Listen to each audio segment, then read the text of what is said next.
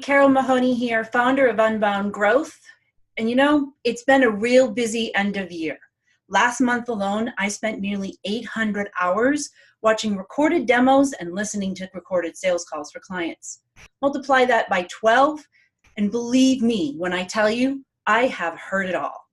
From discovery calls to demos, there's some good, there's a lot of bad, and there's just some downright boring. And because of that, I've developed some pet peeves. Actually, I'm going to call them PSAs, potential snore alerts. PSA number 1. If you're starting off your discovery call or your demo by asking, "How are you today?" you've blown your chance to differentiate. Asking questions in sales is essential because when you ask a question, you're essentially taking over someone's thought process because they have to address it. So why throw away a question, the first question, with something like, "How are you today?" We say it automatically and we get an automatic response. Instead, let's switch it up a little bit. Ask almost anything else to break this pattern in their mind of the automatic response. Instead, ask, "How are you feeling today? What's your day looking like?" Or even, "What was your commute in like this morning?" You'll almost differentiate yourself immediately, and I'm sure you'll get a different response from, "I'm fine, how are you?" Okay, PSA number 2. And this seems to be the next major go-to question, seems to be, "Tell me about your role." It's not actually a question, but when asked, salespeople will say that they asked their prospect about their role.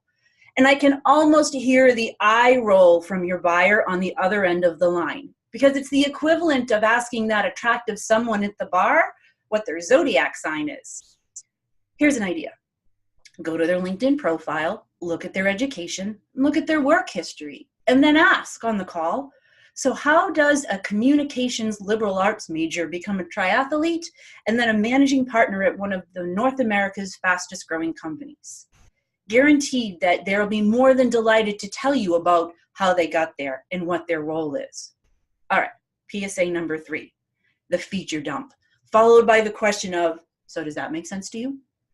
In a lot of the demos that I've watched over the past year, you could interchange almost anybody else on the other side of the phone or the demo, and it would be the same exact demo. Please, for the love of naps, set it aside and give us more questions and less demo.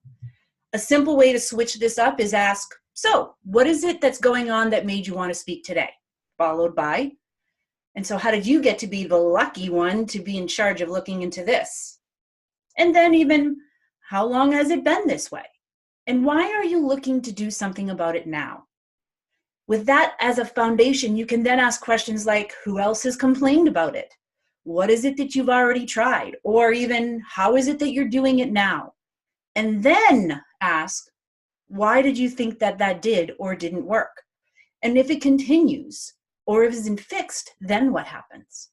And if it is fixed, what does that mean for you personally?" And it's only then, once you've had the problem and the impact, are you allowed to show off your shiny baubles by saying, "Well, what if you could do it this way?" Okay, those are my PSA announcements for today.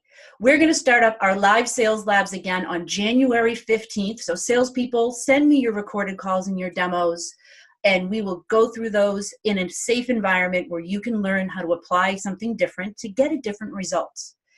Also, I'm excited to announce that starting on Monday, January 14th, at noon Eastern Time, I'm going to be having a live sales manager lab. Sales managers who are overwhelmed and don't necessarily feel that they have the support to go to ask, "How do I handle this?" we've got a place for you. So save a spot Mondays at noon Eastern Time. Details to follow. Happy holidays and Happy New Year, everybody. We'll see you in 2019.